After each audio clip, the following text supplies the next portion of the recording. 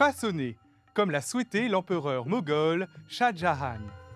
Remontons le fil du temps et allons à la découverte de 3 moments clés liés à la construction d'un joyau de l'art indo-islamique, le Taj Mahal.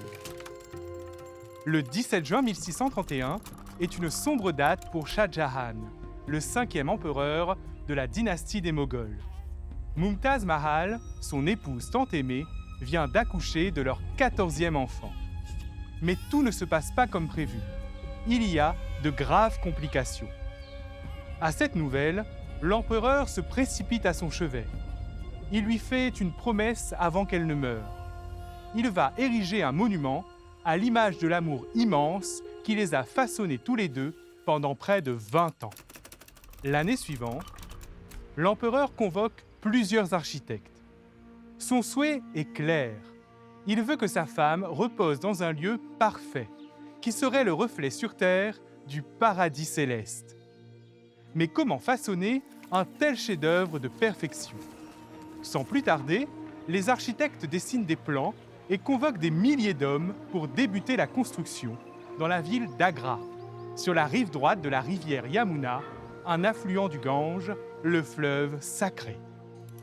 Après 20 ans de travaux, c'est en 1652 qu'est terminé le Taj Mahal. Admirez la symétrie de ce lieu. C'est la démonstration de la perfection de Dieu. Laissez-vous illuminer par ce marbre blanc. C'est le symbole de la pureté et de la beauté. Scrutez les façades.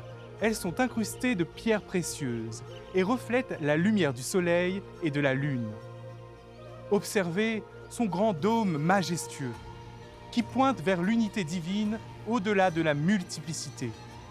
Il est surmonté d'un kalash, symbole hindouiste, et d'un croissant de lune, symbole islamique. Enfin, contemplez ces 4 minarets, qui, tels des phares guidant le peuple, s'élèvent au-dessus de jardins soigneusement aménagés. Une vision du paradis. Ainsi, ce célèbre mausolée, façonné par les mains de plus de 20 000 artisans, est non seulement une merveille architecturale, mais aussi et surtout un profond hommage à l'amour éternel. Un amour si grand qu'on en parle encore aujourd'hui.